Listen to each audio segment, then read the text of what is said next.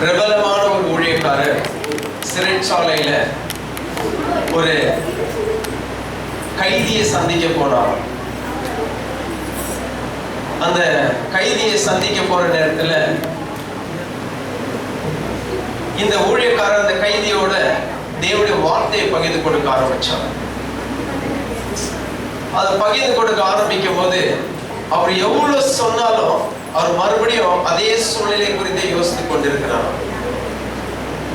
அவர்கள தப்பான எண்ணங்கள், தப்பான சிந்தைகள் இப்படி வந்து கொண்டே இருந்துச்சா. தினந்தோறும் போய் அவருக்கு ஃபீட் பண்ணி கொண்டே இருக்கிறாராம். பவுலே ரோமர் புத்தகத்து 7ஆம் அதிகாரத்துல சொல்றாரு இல்லையா, நானு நல்லதை செய்யணும்னு நினைக்கிறேன், ஆனா நல்லதும் என்கிட்ட இல்ல, தீமையே செய்கிறேன்னு சொல்லிட்டு அவர் உள்ளத்துல அப்படிப்பட்ட ஒரு நோக்கம் தொடர்ந்து இருந்துச்சான்.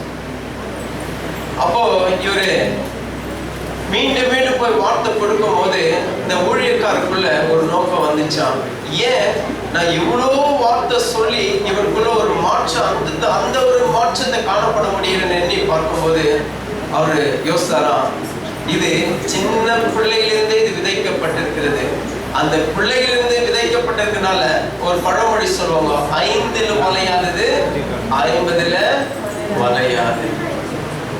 சோ அவருடைய குற்றம் இல்ல, அவரு சின்ன பிள்ளையிலிருந்தே இப்படி வளர்ந்து இருக்கிறாரு.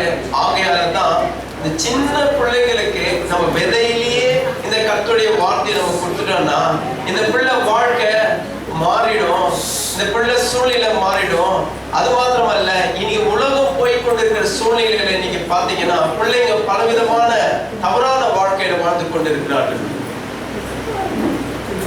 உங்களுக்கே தெரியாது, பிள்ளைங்க நம்ம அப்பா அம்மா என்னைக்குமே தான் புள்ள, அதாவது காக்கை கூட தன் குஞ்சு பொன் குஞ்சினுவாங்க. எந்த ஒரு சந்தேகம் கிடையாது, எந்த ஒரு மாற்றம் கிடையாது. எந்த பிள்ளைங்க பிறக்கும் போது கெட்டதா பிறக்கிறது கிடையவே கிடையாது. எந்த தாய் தகப்பன் எந்த பிள்ளைகளுக்கு கெட்டது சொல்லி கொடுக்கறது கிடையவே கிடையாது. எல்லா தாய் தகப்பன் உள்ளத்துலயும் ஒரு என் பிள்ளை நல்ல நிலைமைக்கு வராதா, நான் பட்ட கஷ்டம் என் பிள்ளை படக்கூடாது, நான் பட்ட வேதனை என் பிள்ளை படக்கூடாது, எனக்கு எவ்வளவு துன்பம் வந்துச்சு, இது எல்லாத்தையும் என் பிள்ளைக்காக சகித்து கொண்டேனே, ஆனா என் பிள்ளை வாழ்க்கை நல்லா இருக்கு, என் பிள்ளை எதிர்காலம் நல்லா இருக்கணும்னு எல்லா தாய் தகப்பன் வரும். குடும்பத்துல கணவர் மனைவிக்குள்ள எவ்வளவு பிரச்சனை இருந்தாலும் சரி, அவங்களால முடியாத சூழ்நிலை இருந்தாலும் போய் கஷ்டப்பட்டு தம் வாழ்க்கையில படாத துன்பங்களை பட்டு பிள்ளைகளுக்கு போஷிக்கிறாங்க. அந்த ஊழியக்காரர் யோசித்தாரா, நம்ம இவ்வளவு பெரிய மனுஷனுக்கு சொல்லி இருக்கிறது கொஞ்சம் கடினமா இருக்கிறது, ஆனா சின்ன பிள்ளைங்களை நம்ம பிடிச்சு அந்த பிள்ளைங்களுக்கு இந்த வார்த்தையை கொடுத்தோமானால் கண்டிப்பா அந்த பிள்ளைங்க எந்த தாய் தகப்பன் வேதனையோடு வளர்க்கிறார்களோ அந்த தாய் தகப்பனுக்கு வேதம் சொல்லுகிற பிரகாரம் பிள்ளைகள் தாய் தகப்பன் கிரீடமா இருக்கிறான்னு சொல்ல அந்த கிரீடத்தை கொண்டு வருவோம் என்பது. அதற்காக அவர் சொன்னாரா, இது முதல் கொண்டு நான் சின்ன பிள்ளைங்களுக்கு நாங்க கண்டிப்பா அந்த ஒரு எண்ணத்தை விதைக்க போகிறோம், அந்த வார்த்தையை விதைக்க போகிறோம். அப்கோர்ஸ் ரொம்ப கடினம், பெரியவங்களுக்கு சொல்லலாம், பிள்ளைங்களுக்கு சொல்றது ரொம்ப கஷ்டம். நாம பட்டிருக்கோம் அந்த கஷ்டம் எவ்வளவு. இந்த ஒரு சங்கீதம் 190 இதை நான் ப்ரிப்பரேஷன் பிள்ளைகள் பண்றதுக்கு 2 மாசம் நாங்க இதுக்காக நாங்க பிள்ளைங்களுக்கு கஷ்டப்பட்டோம். நீங்க எவ்வளவு பேரண்ட்ஸ் இருக்கிறாங்க, அவங்க எவ்வளவு டெடிகேஷன் பண்ணுங்க எங்களுக்கு தெரியும். உங்களுக்கு எல்லாருக்கும் ரொம்ப நன்றி செலுத்துகிறேன்.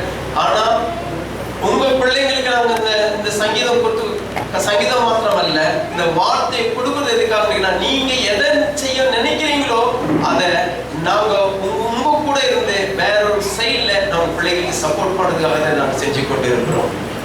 அது மாத்திரம் அல்ல, இன்றைக்கு உலக அளவில் நீங்க பாத்தீங்கன்னா வாலிப பிள்ளைகள் தான் அதிகமான டெக்னாலஜி அட்வான்ஸா போய் சூழ்நிலையில பிள்ளைங்க தங்களை கெடுத்து கொண்டு இருக்கிறார்கள்.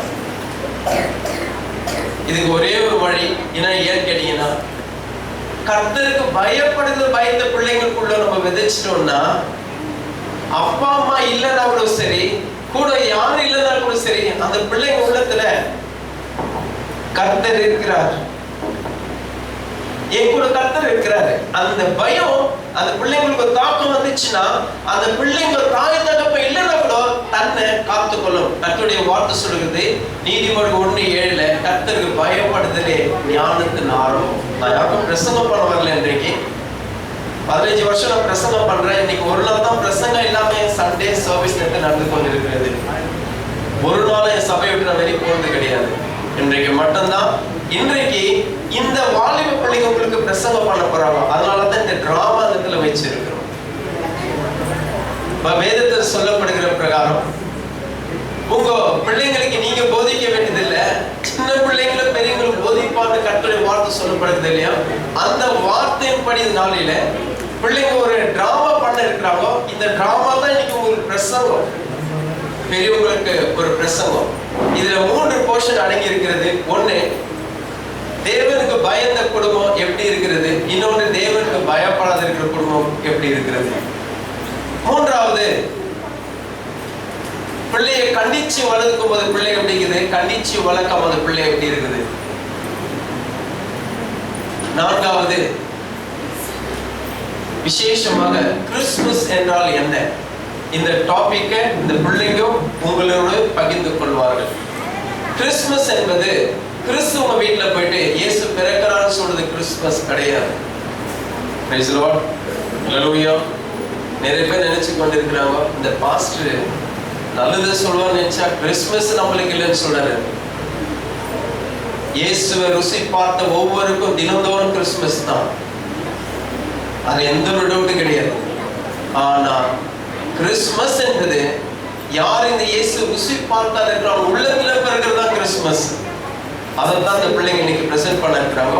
ஆகையால உங்களுடைய என்கரேஜ்மெண்ட் இந்த பிள்ளைங்களுக்கு ரொம்ப உற்சாகத்தையும் சப்போர்ட் பண்ணத்தக்கதா இருக்கும். அதே போல நான் உங்களுக்கு சொன்னேன், இதே தான் நாங்கள் செஞ்சு கொண்டு இருக்கிறோம். அதாவது சின்ன பிள்ளைங்களுக்கு இந்த வார்த்தை கொடுக்கிறோம். இந்த காலகட்டத்தில் இந்த சின்ன பிள்ளைகள் வார்த்தையை கற்றுக்கொண்டார்கள் கண்டிப்பா உங்களுக்கு ஒரு அசட்டா இருப்பாங்க, உங்களுக்கு ஒரு சொத்தா இருப்பாங்க. நிறைய பேர் நினைக்கிறீங்க இல்லையா, என் பிள்ளை எனக்கு சொத்தா இருக்கணும், என் பிள்ளை என்னை பாதுகாக்கணும், என் பிள்ளை எல்லாரும் காட்டுல மேல இருக்கிறது குறித்து ஆண்டவரோட பிள்ளைங்க இருந்தாங்கன்னா நீங்க பயப்பட வேண்டியதில்லை. ஆண்டவர் பிள்ளையை தட்டி பாதுகாத்து ஆண்டவர் மேல கொண்டு போயிடுவார். சங்கீதம் 23 என்ன சொல்றது, அவருடைய கோலும் தடியும் என்னை தேற்றும். பிரைஸ் தி லார்ட், ஹல்லேலூயா. இந்த நோக்கத்தான் இந்த நாளில இந்த பிள்ளைகள் உங்கள் மத்தியத்துல ஆமா பண்ணுவாங்க. சில நேரத்துல கொஞ்சம் இதுவா இருக்கும், கொஞ்சம் அட்ஜஸ்ட் பண்ணி நீங்க அவங்களோட என்கரேஜ் பண்ணுங்க. God bless you.